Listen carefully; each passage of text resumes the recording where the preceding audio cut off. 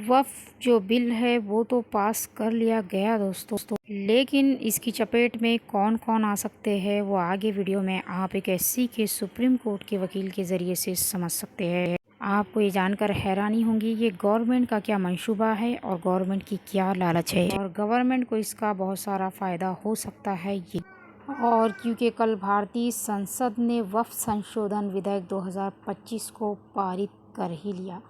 ये विधेयक पहले लोकसभा में पारित हुआ जहां 288 सदस्यों ने समर्थन में और 232 ने विरोध में मतदान किया।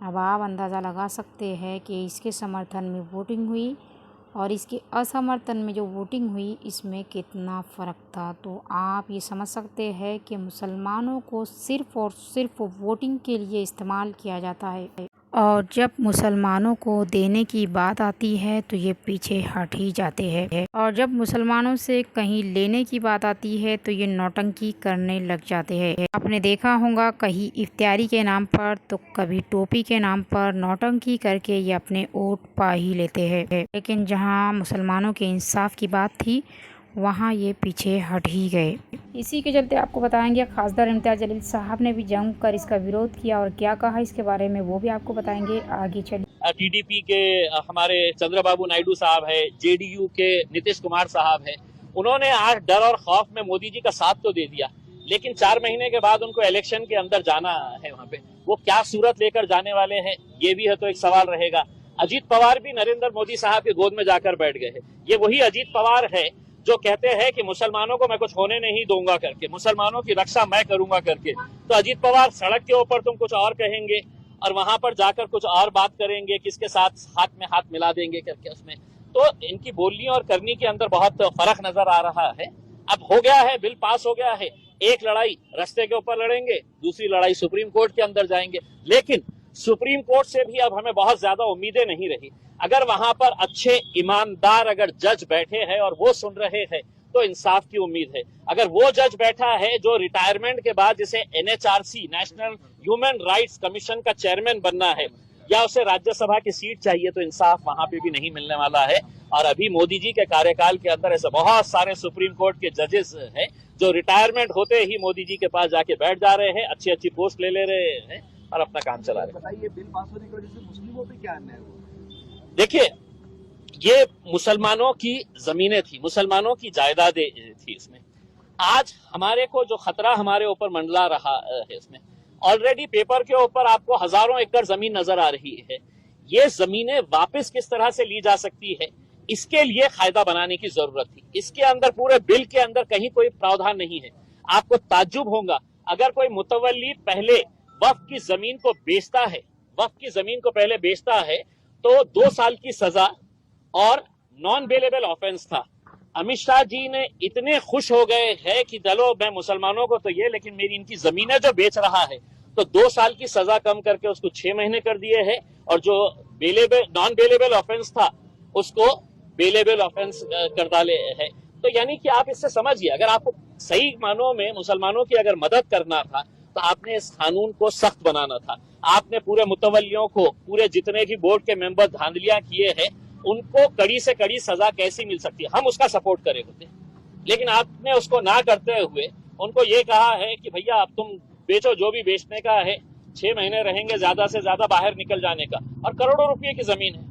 आप नासिक की जमीन ले लीजिएगा, आप औरंगाबाद की पूरी जालना रोड ले लीजिएगा, उसमें ये पूरा कैलाश पेट्रोल पंप, ये वो जितना भी है, ये किसकी जमीन के ऊपर है? नारेगांव के अंदर 80 एकड़ जमीन है, पूरी की पूरी जमीन है, तो आपने विवादास्पद कर दी है। अब कलेक्टर साहब बैठेंगे और बोलेंगे कि नहीं ये सरकारी जमीन है करके, और कलेक्टर साहब कैसा बोलेंगे? या तो देवेंद्र फडणवीस फोन करेंगे ये जगह आपली आहे बोल, आणि त्यांना लढू द्या सुप्रीम कोर्टामध्ये, हायकोर्टामध्ये। तुम्ही असं आता बोलताना असं म्हणाले की रस्त्यावरची तुम्ही लढाई लढ। अब मुसलमानों को सुप्रीम कोर्ट से उम्मीद की किरण नज़र आ रही है, लेकिन ये वक्त ही बताएगा कि ईमानदार अब कौन है। सुप्रीम कोर्ट के महमूद वकील भी इसके अपोज में हैं और क्या करना चाहते हैं। आइए वीडियो को देखिए, ज़्यादा से ज़्यादा शेयर कीजिए और चैनल पर अगर आप नए आए हैं तो चैनल को सब्सक्राइब कर लीजिए। ऐसे ही इन्फॉर्मेटिव वीडियोस हम अपने चैनल पर लाते रहते हैं। कोई वक्फ को ये मान लें, इसमें से लोटे से और बाल्टी से तो लोग चुरा रहे थे, लेकिन अब टैंकरों से चुराने का इंतज़ाम इस बिल के द्वारा किया जा रहा है। और उसके लिए आप समझ ही सकते हैं, ये तो एग्रीकल्चरल और ये फार्मर्स बिल लाए थे ना, वो तो किसानों की ज़मीनें छीनने के लिए तो लाए थे।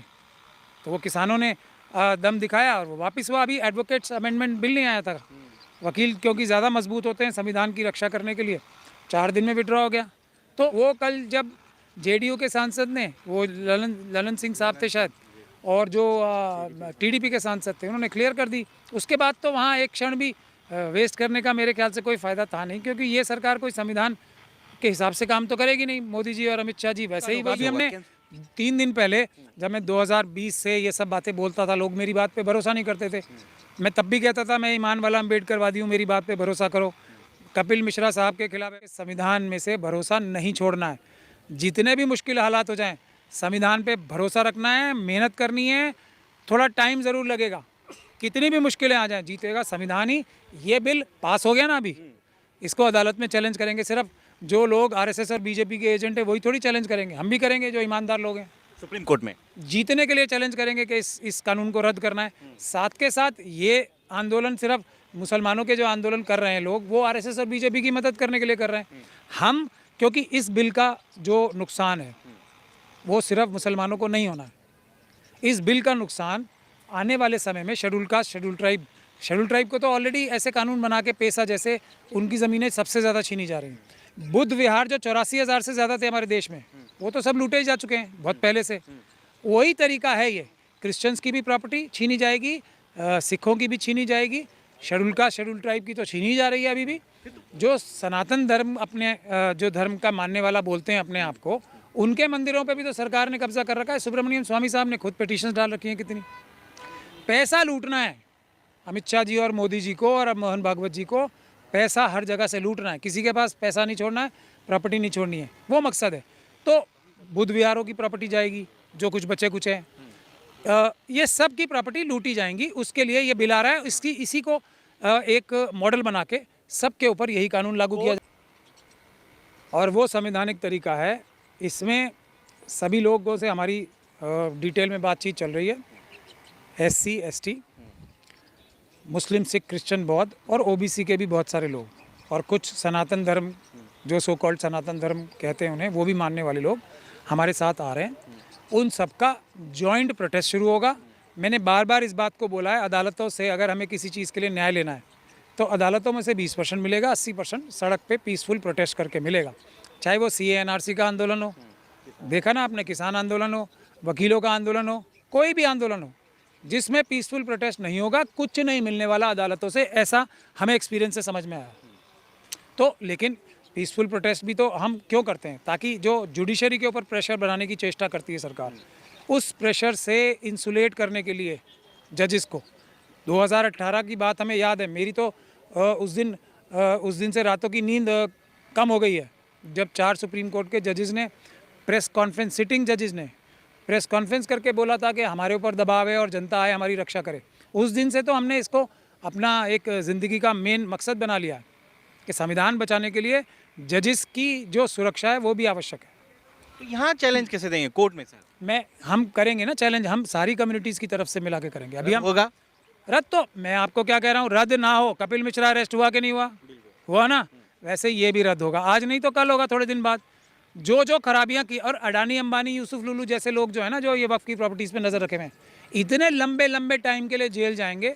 इनकी सारी पुश्तें आने वाली भी जेलों। कभी आज तक सच बोलने की उनको कभी भी ऐसा हादसा नहीं हुआ है कि वो सच बोल जाएं, कभी भी आज तक तो नहीं हुआ है। आगे ऊपर वाला उनको इस बात की ताकत दे कि वो सच भी बोलने की गलती कर दें कभी।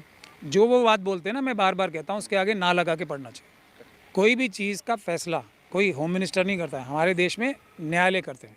किसी की जगह है तो वो उसी की रहेगी, भले ही वो उसको किसी को भी इस्तेमाल करने के लिए दे। सर आप उस बात को तो मैं मना नहीं कर रहा, लेकिन भूमाफिया है ना, शार्क्स तो नहीं है, लैंड शार्क्स चुरा भी रहे। मैंने आपको अभी एग्जांपल दिया कि जो वक्फ का तालाब है प्रॉपर्टीज़ का, उसमें से बाल्टी से और लोटे से चुराया जा रहा है। कौन है सर शार्क्स? कौन है लैंड का शार्क? अभी तो ले रहा हूँ मैं नाम, अमित शाह साहब, मोदी जी, अडानी जी, अंबानी जी, ये यूसुफ लुलू साहब, ये और जाएंगे, ये भी तो आपने